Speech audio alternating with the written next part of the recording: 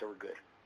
So good morning and good afternoon. This is Michael Constantinidis, and today's session will be a summary of vegetation inventory with a focus on forestry practices. Please ask questions as we go. And before we dive into the presentation and discussion, I just had sent an email earlier asking everybody if they had any particular interests or needs in their attendance relating to today, and maybe I can try and focus on that if I get the opportunity during the presentation. So I just kind of wanted to open up the floor for a couple minutes, anybody to chime in with any particular needs or interests relating to this topic. Question.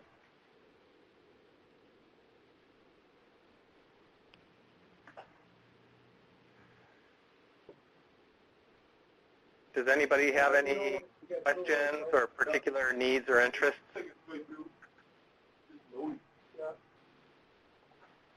I'd like to remind everybody, if you would please put your phone and computer speakers on mute. That would be greatly appreciated.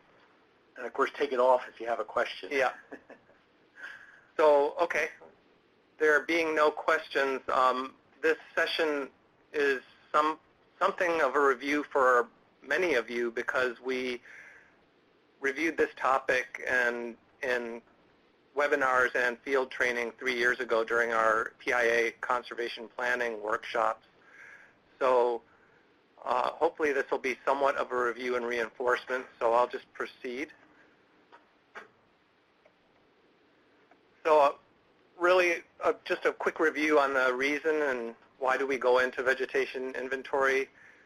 Well, it's a key part of our inventory and evaluation process, and in most cases it helps us get an important quantitative benchmark for what's going on with our field project locations. So we get a handle on species, sizes, densities, and this also serves to provide a baseline to support our certification of any future plans and practices that are implemented.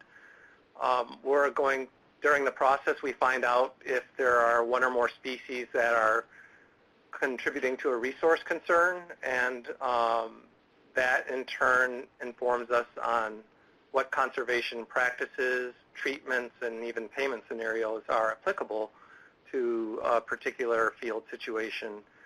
And in the case of a lot of our forestry practices, or projects I should say, especially the ones that have a focus on native forest restoration or conservation, we often want to know about what desirable vegetation is out there, because that's also very key in planning our practices and our strategies for addressing resource concerns. And by the way, that'll be the subject of next week's forestry and wildlife webinar, because Jennifer Higashino will be joining me, and we'll be going over species selections for forestry projects that in particular relate to wildlife objectives. And so keep that on your calendar, and we'll send out an invite on that shortly this week. So our vegetation inventory for Pacific Islands area is kind of encapsulated in our Conservation Planning Tech Note 7. So this Tech Note goes through the conceptual process of framing up a particular project site and inventory situation, helping you design and lay it out, collect data, and then analyze the data in the end, all in one stop or spot. So this tool is designed, we went over at ECS some of the whole range of different vegetation conditions we could imagine in the field, and tried to categorize them into the minimum number of different types of situations we thought would broadly be applicable to our conservation planning system. We came up with 6 different field conditions, and those are described on the left. And then for each of those conditions, we recommend one or two specific methods that are kind of more tailored to that specific vegetation situation. So it helps design a custom inventory which helps us get from point A to point B for the given vegetation situation as quickly and efficiently as possible. And part of what that does is it breaks down the vegetation in the field based on its stature, and we used an 8-foot height as a break-off. So in the blue columns, you'll see methods relating to collecting data for shorter vegetation. In the green column, methods for vegetation taller than 8 feet. And in the last column on the right, some methodology for how we would approach situations where we're actually not going in and doing a quantitative measurement in the field, but a little bit more of a qualitative one. And I'll go into all of these a little bit more. So specifically, what are those 6 field conditions or vegetation cover types? And really quickly, the first one is any combination of plants that are short, less than 8 feet tall. And what we usually have there is a pretty open field condition. The second one is the same, with the exception that you add in a component of taller vegetation that's pretty scattered.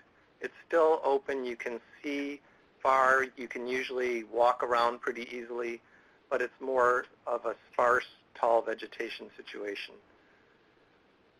The third one would be fields where you have moderate or high density woody vegetation and you're planning a grazing type of conservation system. The fourth would be the same as number 3, except grazing is now kind of taken out and it's maybe moving more towards a forestry type project. Number 5 is a situation where, based on really your experience over time, you can look at it, and having done several inventories on your own, you can look at it and say, well, this is really clearly a light situation. It might be a pasture with scattered brush here and there, or a similar type of field that you might be converting to a timber plantation or a native forest, but if the starting condition is fairly sparse, and you want to move quickly through the inventory checkbox, if you want to call it that, and say, well, if you're comfortable calling it light, you can just go with method 5.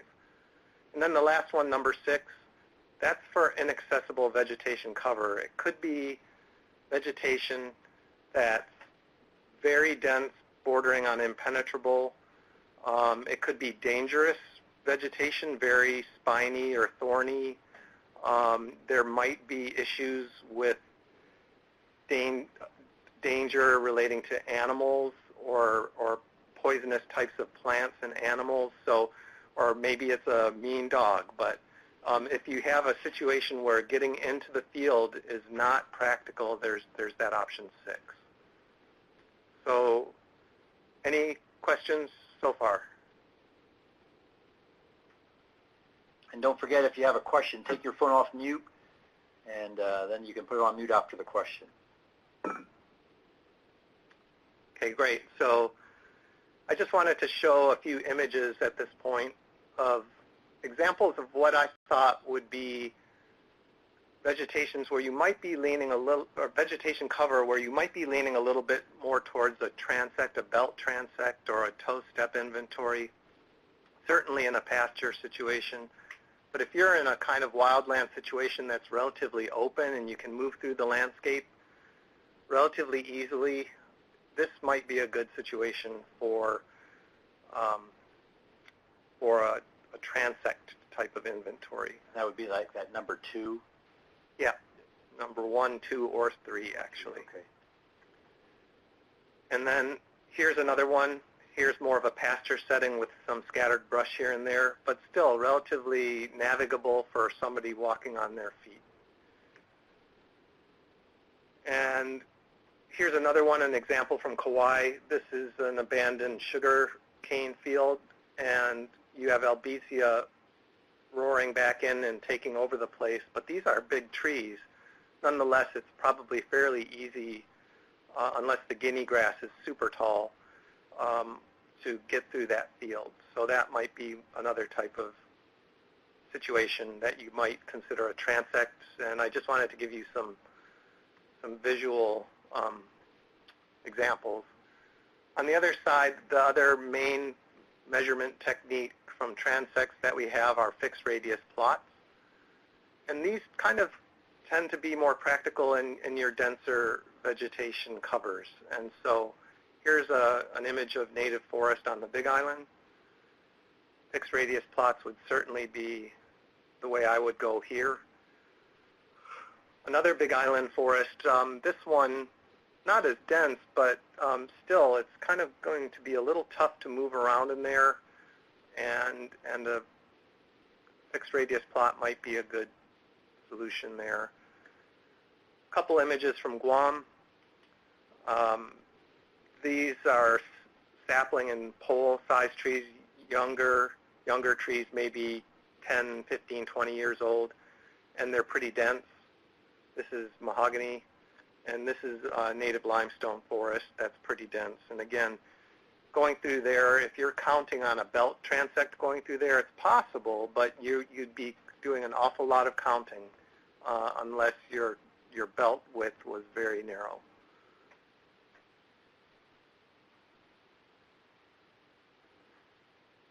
So you guys have all been on your field sites, and the first step of figuring out what vegetation you have is coming up with a map.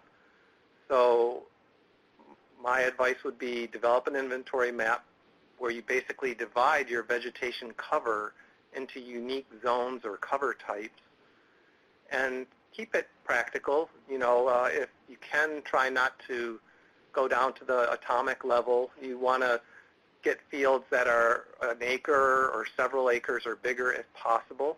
Of course, on a project where your total project area is a couple acres at the most, maybe you split into smaller units.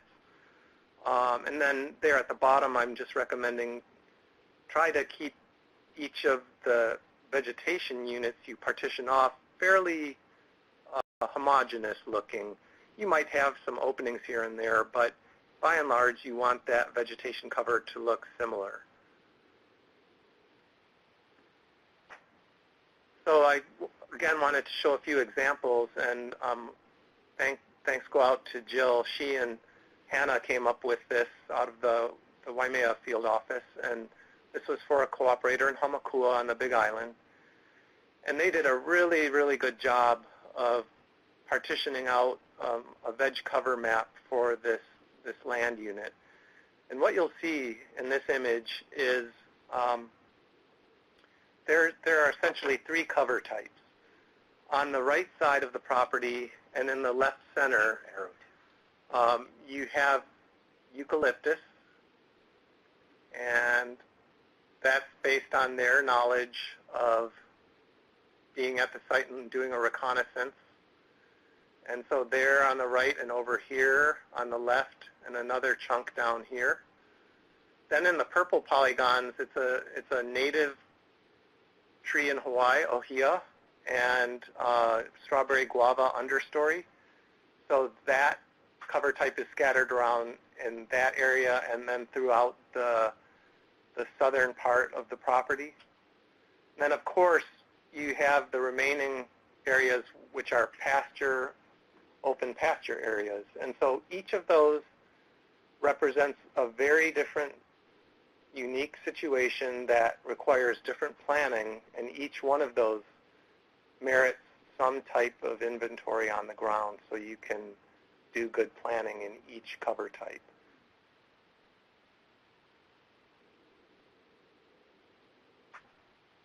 Here's a similar situation, and it's a smaller property. This is 21 acres in this case, total. Excuse me. And I've partitioned this out into 3 or 4 different cover types. So down here in the lower right is an HQ where the house is. And then it's a little hard to see on the image, but when it's on the computer screen and you can see more detail in the imagery, the forest here in 1 looked different from the forest here in 2. The forest here had a darker canopy, so that was indicating it was a different species. and there were bigger shadows coming off of it, indicating that it's a taller stature forest. So sight unseen, I would have split that forest into two categories, number 1 and number 2. And then the third category is open areas, which I'm presuming are pasture areas or fallow field areas. And you had a larger area up here in the northwest and a smaller piece down by the headquarters in the lower right. And I would lump those all together acres-wise, but you can kind of cut them out as practical during your mapping exercise. Now, when you go to the field and or depending on the objectives of this project, you might decide to combine 1 and 2 and survey those together. And I'll get to that a little bit later. But for now, I just wanted to show a couple of examples of how you might take some imagery and a map of your project and get a good idea of what's going on with your principal different veg cover types. Questions on that yet? Don't forget to take your phone off mute for a question.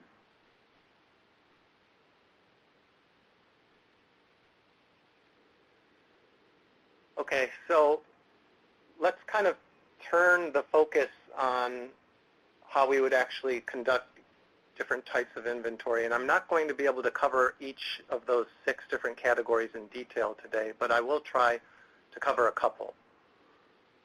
So let's take a look at field 3. And it's a fairly open field. It's either pasture or grazed, or it's fallow and it's low herbaceous cover in a majority of the polygon.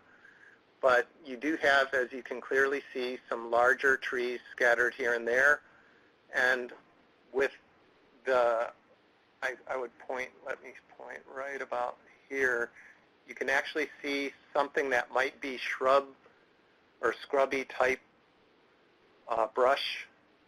So this is a relatively open field condition, and I would recommend that you kind of lean a little bit more towards a transect in that situation rather than fixed radius plots, because transects, if you can do them, they're very efficient and they're very accurate.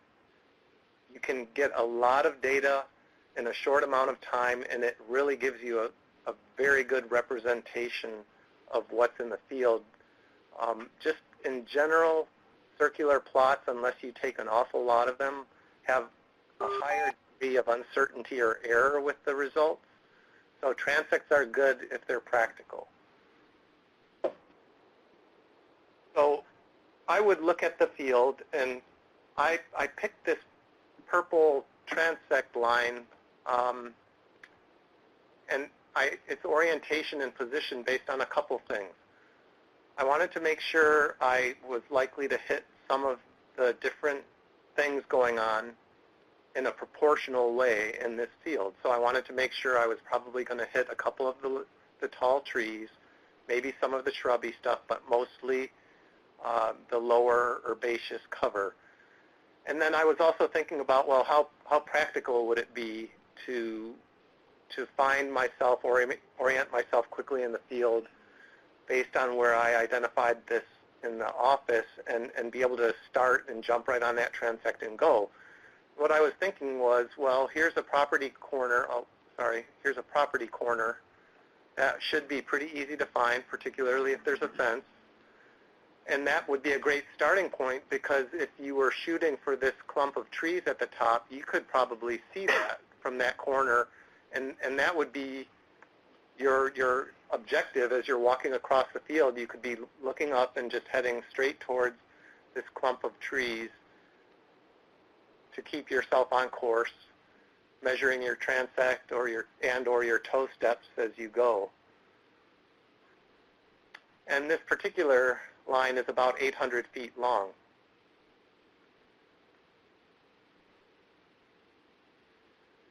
So when we go back to the 6 different field conditions, you would be looking at one of the first 3 options in this particular field. And because you have some tall trees that are scattered around, and you're really not in moderate or dense vegetation, I would suggest that we would focus in on inventory method number 2, which is scattered woody plants over an open field area.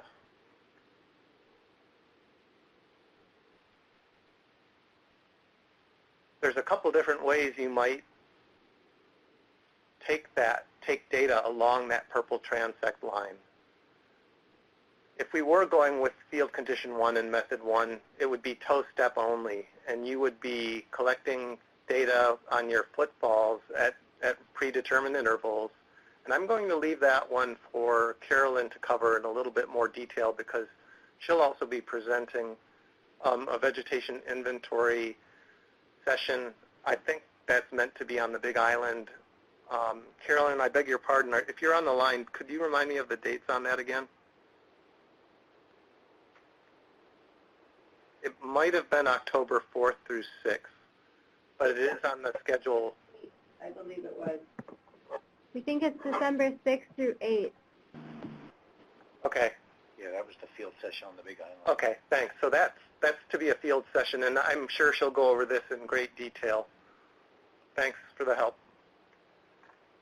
So field condition 2, the one I kind of was advocating for that field we were just looking at, would be a toe step, same toe step with an added belt transect.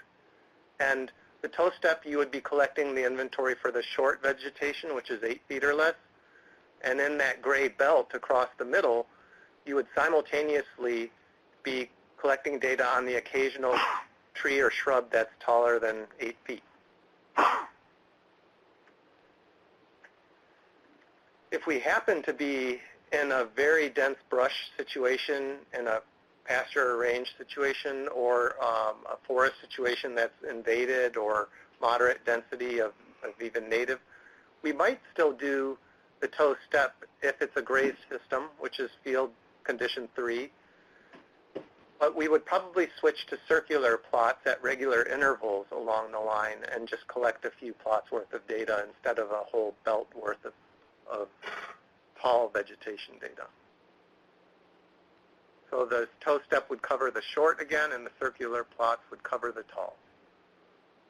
And the belt radius would cover the tall as well. And the belt, yeah, the belt width would cover the tall, right? So I'm going to switch gears a little bit from transects now to focus a little bit on fixed radius plots. And last week when we had our tech rollout, I mentioned at one point that Carolyn and I had modified the criteria for determining the minimum number of plots we might recommend for taking fixed radius samples. And that is based on a little matrix. It still depends on acres. The more acres, the more plots. But it also depends a little bit on vegetation diversity. So the number of species that represent at least 5% of your stem density per acre, or your canopy cover percent density per acre for the shorter stuff, that would factor in. If you have 1 to 3 species that are fairly prevalent, you'd be in this column. 4 to 6, you'd be in the second column. And 7 or more with really high diversity, this will be rare for us, but some of our sites do have it. You'll be in the third column. And then in the tech note, there's a little tool that helps you determine how many plots are the minimum suggestion just by punching in your values for acres and number of species. Tony, is that a question there? Yes. Tentative video, just hammer, they're just confirming the meeting. And then, Okay. And we'll do the west later, is the question. They will do the west later. Okay, so yeah, I think Carolyn's training will do the west later. Yeah. Okay. Sorry, our mic is not working. Yeah, okay, good. So let's go back to that one example that I had cut out 3 or 4 different veg cover types in. If you had been to the site and were convinced, yes, there are actually two different forests going on here, maybe cover type 1 is native forest, and the plan there is to maybe get some of the weeds out, but keep it native and maybe plant some understory species. And then maybe 2 is just a heavy brush infestation, and the plan is to clear that out because we want to make fields 2 and 3 grazing units. So in that case, because the whole parcel is 21 acres, and if we go back to this table, both of those forest units are going to be 0 to 15 acres. So you're going to be in this row, you'll be measuring 2, 3, or 4 plots. And just assuming that the diversity of what's actually there is low, you'd come up with a recommendation, for example, of 2 plots in each cover type. And you can see that here for cover type 2, just a randomly placed plot in what looks like an average condition on the ground.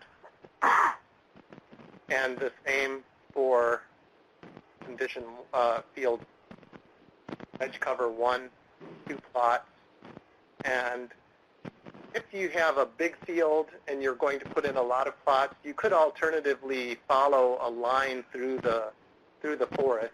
Maybe you traverse the forest and head this way, and you would just take a plot at regular intervals. That's also another way to lay out your circular plots.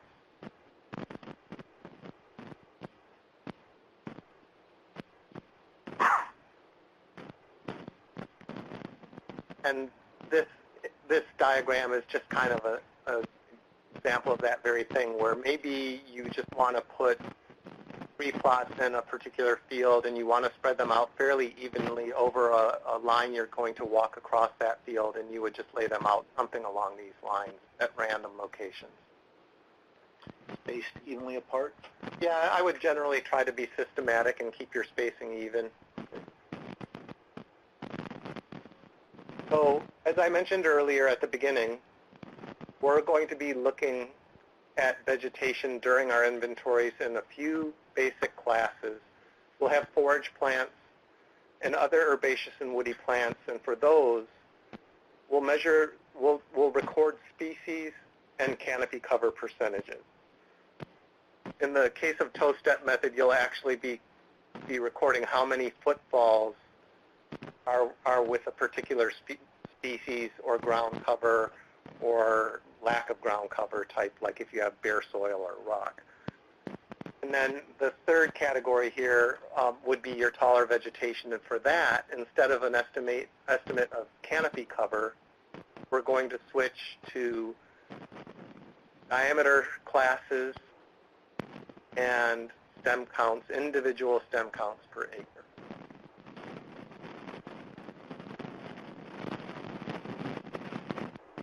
So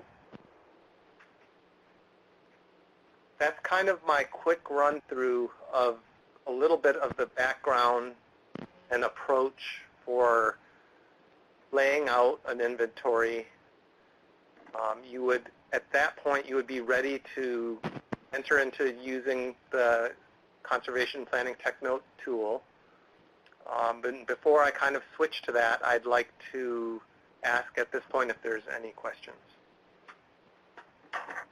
And if you have any, I'll switch the presentation. Go ahead, Tony. Yeah, so I just have a quick question, Mike, and thanks. This is really helpful. So on the example 2, 3, and 4, we have a choice of the 2, either a toe step or belt or toe step and 6 radius.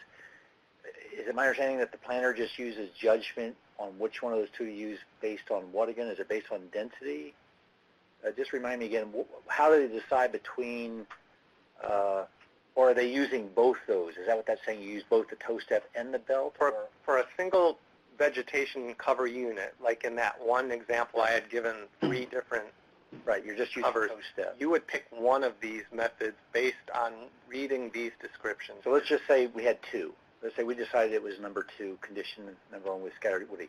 So is this table saying we use both those then, the belt? Yes. Okay. So for that particular field or vegetation cover, you would be doing a toe step For the low stuff. for the low vegetation and a belt transect simultaneously. Okay. Not either or, but both of Right. them for the different types of canopy. Right, to make sure you capture data for tall and short vegetation at the same time. Thank you. Yeah, that's a great question. We got a question here. You'll be covering photo documentation, each method necessary recommends. Okay, that's not photo documentation. You're going to be covering that? I will cover that. Yep, Okay, Bart, yeah. I'll get to that a little bit later. Good question, Mill. Hi, Michael. It's Laura. Hi, Laura. Just a question, and I know you can't cover all possible contingencies, but we got a lot of less than 1 acre fields that have a lot of diversity, and sometimes I can see the whole, it's like a half acre. I can like basically do the whole half acre in a plot, or sometimes so that based on diversity thing, we might run into some issues with that. I agree, and no field situation is ever going to be identical, and no specific way I'm talking to you about today either is the only answer. We're just trying to give you the broad guidelines. So if you have a half acre total project area and you can actually do a 100% inventory of the field, I would just go for it and forget the transects or the fixed radius plots. And that type of data can be entered effectively in the transect analysis tool if you follow that approach.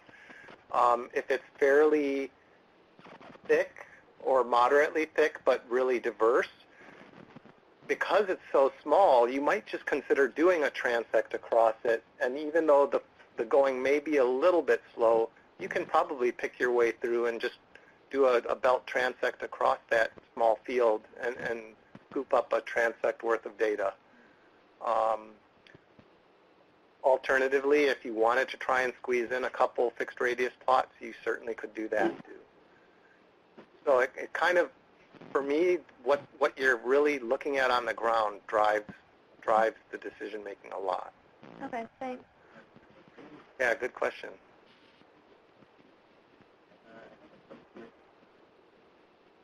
Any other ones? Okay, Tony, so I need to switch over here. Okay, so yeah, Michael's going to do a switch, so bear with us a second. So upper right corner, hit stop sharing. We're going to go to an Excel spreadsheet, which we just learned a moment ago for some reason won't work on the shared documents. We're not sure why. So what he's going to do is go to a share screen. My desktop, right?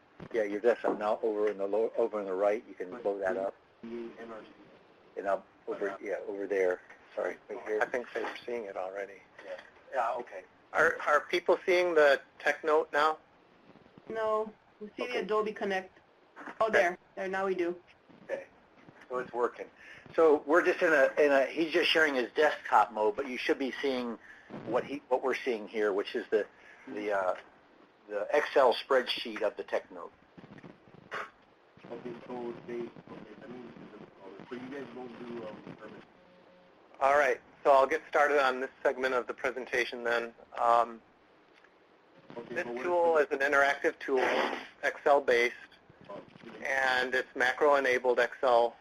So as with some of our other tools, you can click on various things and enter data in various places and get interactive results. So to kind of go to Bart's question, why don't I cut to that? The last two methods where you're either saying, yeah, this is definitely light. Sorry, can I interrupt just a second? And I apologize for interrupting. Just when we're in this mode, we can't see any chat questions. So at this time, so if you have a question, don't be shy about just interrupting us on voice and asking the question. Sorry, Michael. No problem. Thanks, Tony. So the other one being the inaccessible. And so how this works is you click on an active button. And let's say we were going with, this is a light brush situation. You would click on that, and it'll take you, excuse me, to the first step of the inventory. And what this is designed to do is help walk through the presentation I just gave you for each methodology. So There will be some basic information about how to develop your map. And we've kind of covered that. And then the methods will go over where the situation is applicable and how you would approach doing it. And so this is saying a field site reconnaissance is still required, and you need to record things on a photo documentation form still, and we need some imagery taken and notes to go along with those images.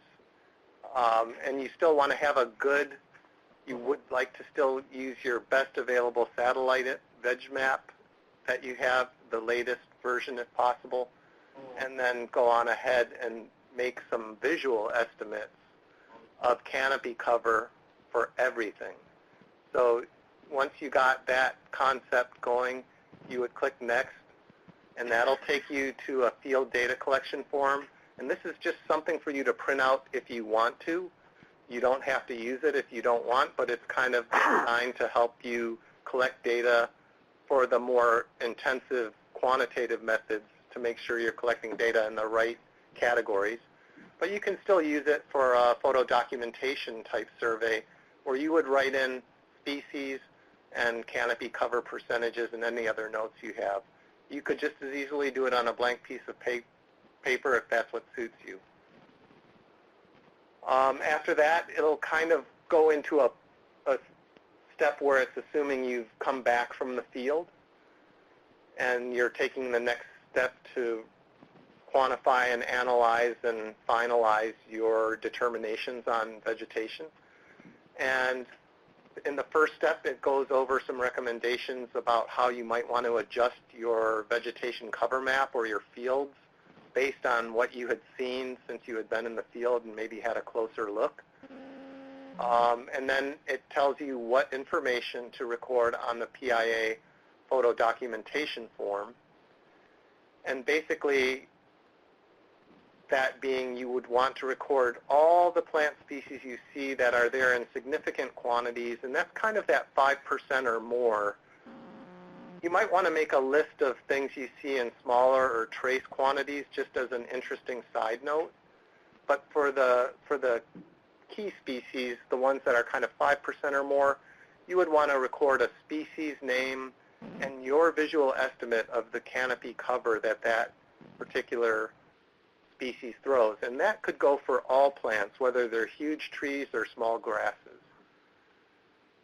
And there's a link here on the right that would allow you to open a copy of the photo doc form, so that's hopefully convenient for you. And you would just fill that out, put it in the file, and your inventory is done. And if you are done, you can always return to the beginning of the process by pressing this button here, and you go back. So the inaccessible methodology is quite similar, and it just gives you some highlights about the limitations of when and where you're supposed to use this method. We really don't want you to use the method unless there's a compelling reason to, because we want to lean towards quantitative data where it's reasonable and practical. But again, if you have situations that are not those things, this may be the alternative. Any questions on kind of the two more qualitative approaches? Bart has a question here, if I may. He says, belt plot transects at 1.5 meter width should be sufficient for sites less than 1. Let me just clarify his question here. He says, it's more of a statement on Guam conditions, but small sites are a pain, and he did not see value in the full stem count for field office staff. It takes a lot of work, and it would be situational and client-specific. But as a general rule, a belt transect is a great method. As the size of the planting unit increases up to 3 to 5 acres, belt transects are very efficient and powerful. So I think it was more of a statement. Yeah, and I more or less agree with that. I would just say that even if you have a very small project, you could collect data along a very narrow transect cutting across the property, or you could put in a pair of very, very small radius circular plots, and that should not be a burden time-wise, and it still returns some amount of quantitative information, which again is kind of our objective. So even with small plots or small project sizes, I would advocate that we do collect quantitative data wherever possible. Any other questions or comments? Hey, Michael, this is Hannah. Hi, I have Hannah. a question. Hi, I have a question about field condition 5. Woody vegetation clearly represents light.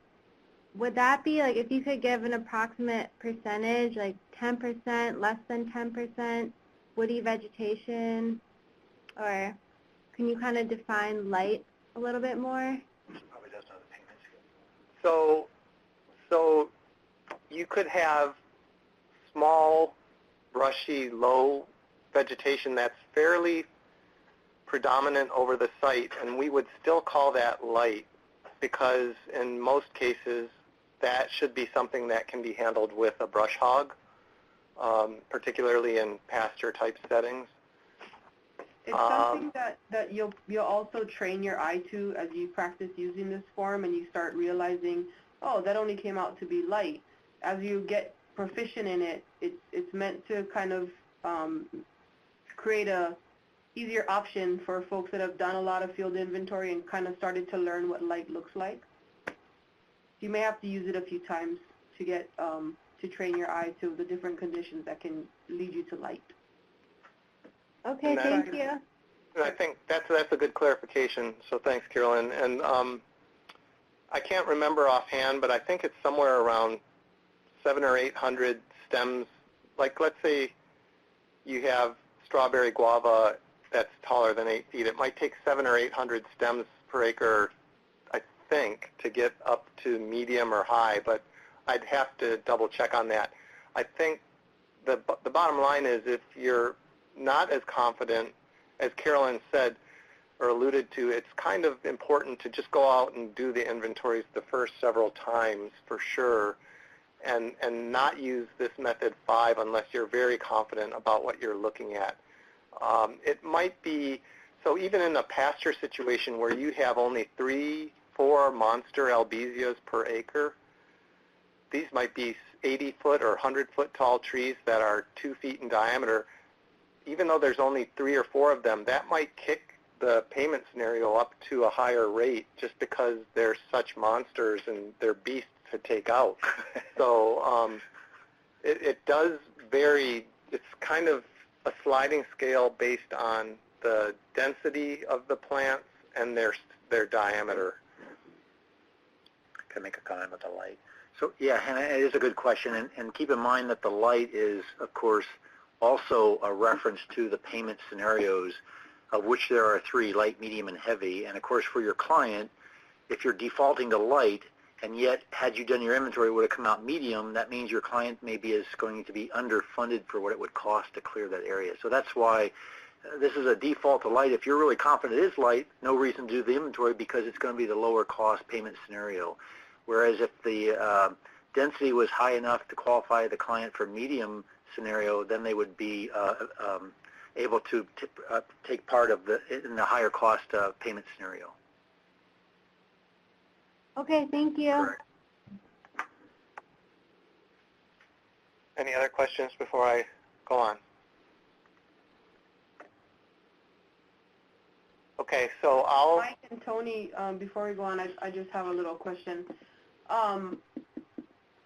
If the client is agreeable to taking the light scenario and he feels that the light payment scenario is fine, and even if the planner isn't necessarily confident in it, I mean, I don't know how often that might happen, but I suppose planners could use that number 5 option if that were the circumstance too, right? Absolutely, and I have seen that. Yeah. Some of the planners have brought that to me in the past, and Okay. they said, well, you know, based on my experience and just looking at that, my eye was telling me we might have medium out there, but the cooperator was perfectly okay with handling it under light. And in that situation, I would go with light.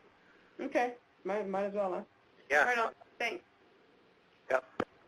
Good one. All right, well, I think my plan is to wrap up with an example that's kind of a very common inventory situation for forests, which is, again, the focus of this particular seminar. We can see. Okay, can't hear Carolyn well. So Carolyn, apparently we're getting a note that sometimes they can't hear you real well. So when you speak, just speak close to your phone, please.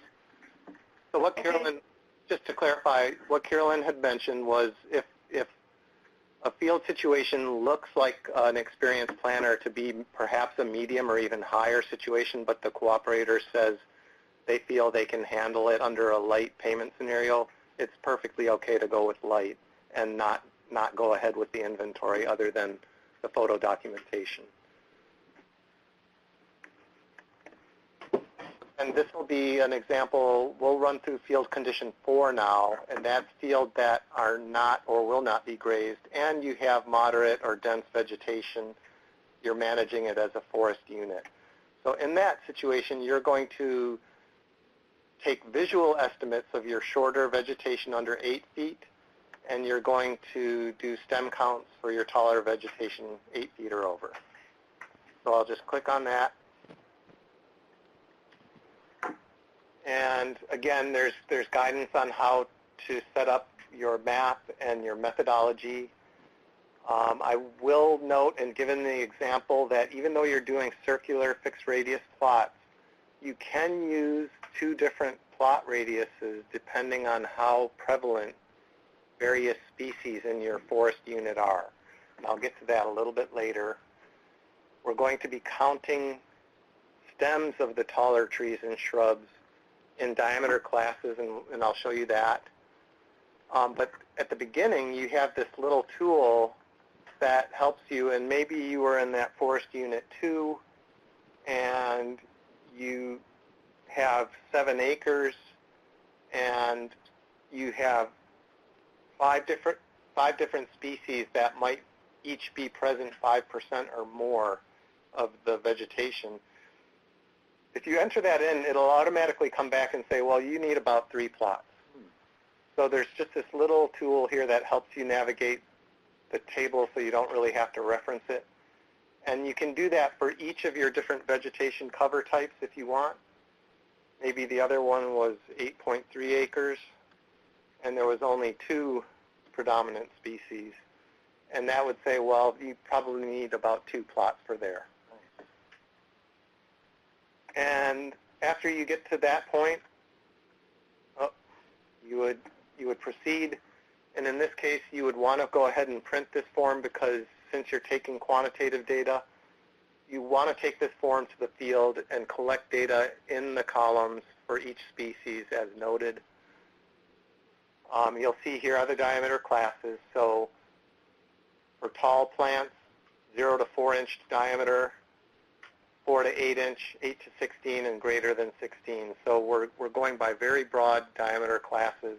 And you would just be taking, for species 1, you would take stem counts in each of these cells in the green column. For the shorter plants, you would just be taking visual estimates. And I would typically do that along the way to each plot and at each plot, just kind of taking note as you're walking along. Look at the herbaceous plants and the small shrubs and get in your mind's eye a very broad estimate of what canopy cover each species is throwing. And when you get to your plot, just record that here, either as an herb or a woody plant. It's as a percentage. Yep, percent canopy cover. You can scroll down, and a couple of the other tools that are built into the data sheet that'll be printed out when you print this form include the plot, number of recommended plots, a matrix for that if you want that with you in the field. It also gives you some radius factors for different plot sizes, from 1/5 acre at the largest size to 1/500th of an acre at the smallest plot size.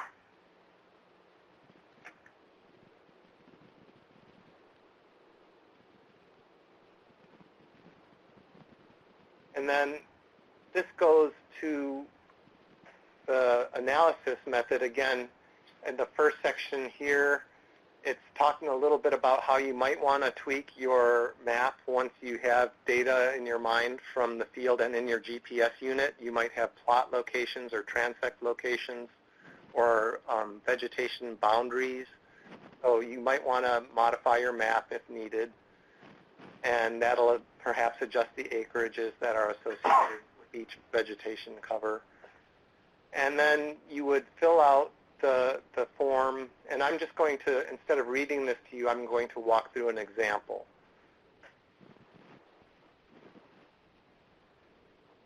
So I took the liberty, just to save time, to fill in a basic idea of a forest inventory. And what you would do is, let's say you went out and you had determined you needed 3 plots, and you went out and you collected data for those 3 plots. You would come back to the office, and now in the analysis tool, on the first summary sheet here in the lower left, you'll see fixed radius plot summary. You just enter all the species you encountered for the whole day you were in the field. Whether they were on 1 plot, 2 plots, or 3 plots, you just do a comprehensive list of all species. You would also record for the taller plants, the 8-foot plus, what radius you went out from your plot centers to measure that particular, or what plot size and radiuses you used to measure that plot. So in this case, we used a 1/10 acre plot to measure ohia because they're larger trees, they're scattered fewer and farther between. So a 1/10 acre plot has about a 37-foot radius. Whereas the native shrub mamaki and the invasive guava are relatively prevalent, we use a smaller radius for those, a 1/100th acre plot, which is about an 11 or 12-foot plot radius. And then guinea grass and other plants that were there in trace amounts, we don't do a plot size for them because we're just doing a visual estimate of canopy cover. Then on the lower left again, if you'll see here, there's plots 1 through 7. And this is where you would enter the individual data for each plot that as you collected it in the field. So in this case, for the tree ohia, there were a few seedlings in the ground cover layer, maybe 3% canopy cover. There were 4 in the 0 to 4 inch range for the taller trees, 6 in the 4 to 8 range, 2 and 1. The native shrub was just there as a canopy plant. They were all less than 8 feet tall, 5%. Similar 25% for guava seedlings, and 7 stems of guava taller than 8 feet but less than 4 inches in diameter. And then lastly, some guinea grass scattered around, throwing about 10% canopy cover as an herb in the ground cover layer. So that's plot 1. And I just did the same thing for plots 2 and 3. I just threw in some random numbers. I don't need... There's a 0 for those last 2 on all 3 plots. Because those 2 were not present in significant quantities, but they were just seen. Okay. And it's still kind of interesting or possibly important to record that they're there. Got it. Especially if they're invasive plants that we might want to knock out even though they're in small quantities. So something less than 1%, for example. Yeah, like 1% or less, I would probably just record it as a name only. Okay, great, thanks. Good question. So I don't want to go through each plot in painful detail, but so then you come back to the summary sheet, and there's the data's in, so why isn't it showing? And the reason is up here on your header, you would have wanted to fill out all these gray cells, the basic things about names, dates, the field number, and the vegetation type you're calling it.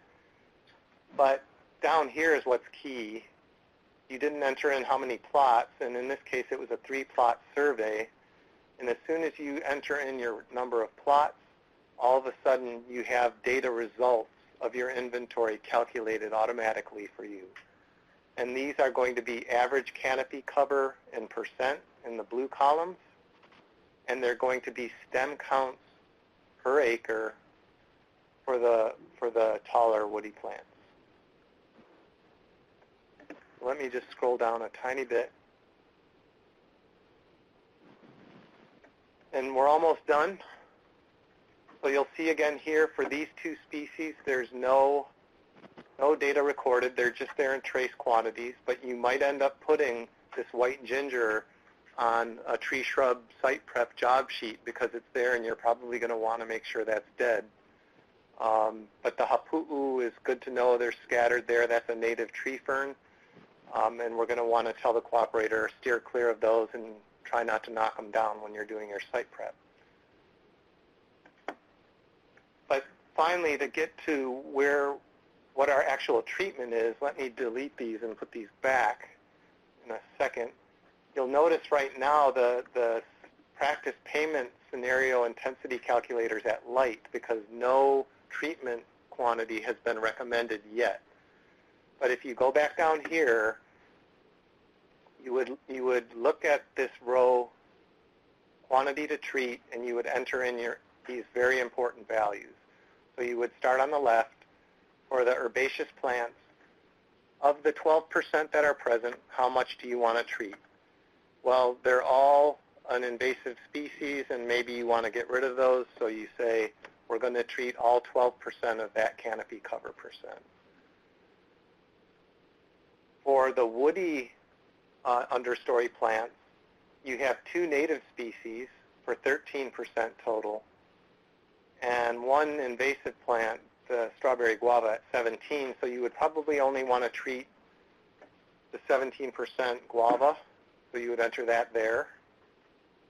Similarly, in the woody plant columns, you're going to keep your ohia, but probably treat the strawberry guava, and that's 867 stems per acre, so you'll come down here and put 867. And that's pretty much it. There's no more plants that you want to treat in these larger categories because they're all a native overstory tree. So if we go back up here, you'll notice that now because of the treatments you prescribed, this inventory would be suggesting that you would have a medium practice payment scenario and treatment intensity. And those treatment prescriptions would be as a result of consultation with their clients? Is that how they decide, or how does a planner decide what level to treat? It would be a combination of consulting with the client and your recommendations to them. And for example, if you have really bad invasive species, you probably don't want to leave hardly anything, if any, of those, right, unless it's just beyond control, and then other factors kick in. Sure, okay. But another thing, the last thing I wanted to point out is right up here in this cell, you'll notice that the average slope value is 0, and that's because on the individual plots, slope data wasn't entered. But let's say we come in here and we say, well, this plot was 4% slope. Plot 2 was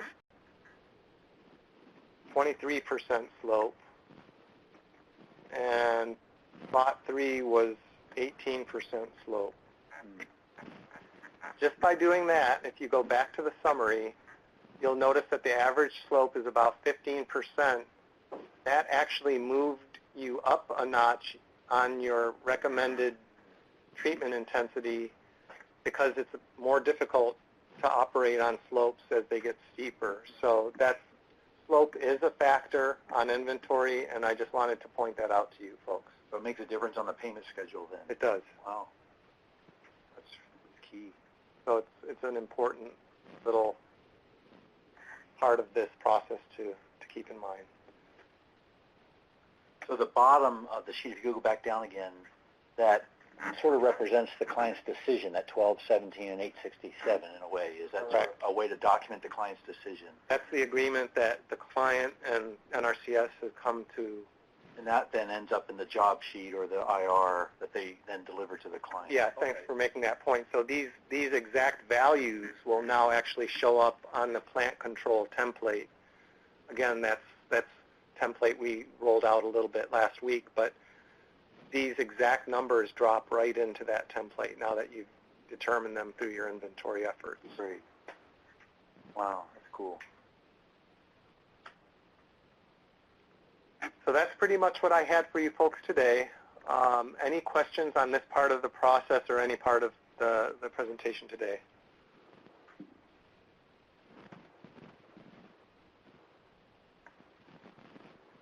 Thanks for taking the time to set up that example. I think that's helpful for folks that don't use it often or haven't maybe used it yet. I think that was real good. I think that was real helpful. Thanks, Mike. Yeah, you bet. Thanks, Carolyn. And I'd like to also add that anytime you're not sure about any part of this process up front, get a hold of me, and I'm more than glad to talk it through. And even more, if you have 2 or 3 or 4 projects that have inventory needs during a busy part of your planning cycle, contact me, and I'll just come out to your office and actually go help you do the inventories in the field and pitch in towards getting those things done for you. So anytime you want help, I'm glad to come and do that for your field office. And likewise, I'm glad to approve his travel authorization to do that. Michael, I have a quick question. So this was the fixed radius plot summary, which is wonderful. It really makes clear sense. I don't necessarily want to extend this particular one, but say some of the planners out there may have interest in going through one of the other tools. Is that something you can plan to do down the road if there's an interest in that? I could do a session, or I could do it individually, but really quick. Let's just say for that one purple line in the one field 3 that I had shown you folks, that we were doing a belt transect. So you would start down method field condition 2 and method 2, and you would get to a field form as before, and the analysis recommendations, and then lastly the analysis tool. And this is where you would just come in and punch in your data right in this page, and it automatically calculates it on the spot. Okay. And again, right at the bottom, it has what are your actual treatments going to be, just kind of almost identical to the fixed radius plot. It doesn't have the individual plots. It's all on one sheet. It's all on one sheet. And where do they see the light, medium, or heavy final determination? Same place? Yep, that's up here at the top again. Right. There it is. Okay. And one difference is up here, you would need to enter your transect dimensions. Got it. So let's say you did, instead of one transect that was 800 feet, because of the shape of your field, it was a 500-foot transect and a 300-foot one off to a side in a different open unit, for example. You might just say it's 800 feet total, and that's fine, and you would probably use the same width for both, and you'd be off and running still. Cool. And so likewise, if planners are busy and they need to do this, need help, you're willing to go and help them with this one as well in the field. Absolutely. Great. Fabulous. Okay. A little easier for me to do that in Hawaii, but I'll try and do that when I'm in other parts of PIA as well. Yeah, indeed. And certainly by webinar, if any of you planners, Saipan, Guam, American Samoa need help through webinar or through teleconference, Michael's always available to help you with that, and or Carolyn as well. So, hey, great opportunity to ask Michael some final questions here. We're really excited with this training because it's the first of all of our FY17. Actually, we're not calling it training anymore. It's being called operational instruction. There's a good reason for that. But anyway, this first instruction we've gone through. Thank you for listening in. But do you have any questions for Michael and or Carolyn?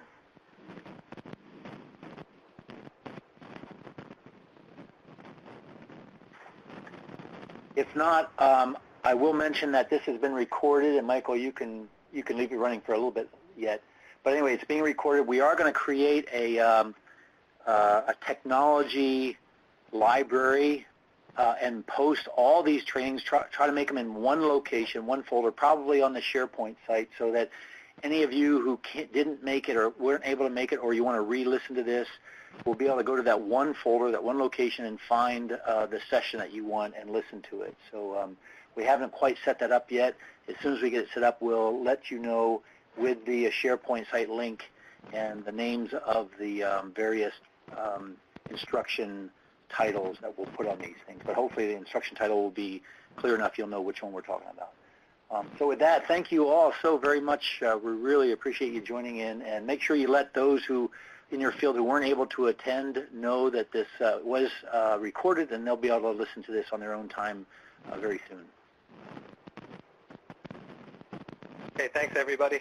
Yeah, thank you very much.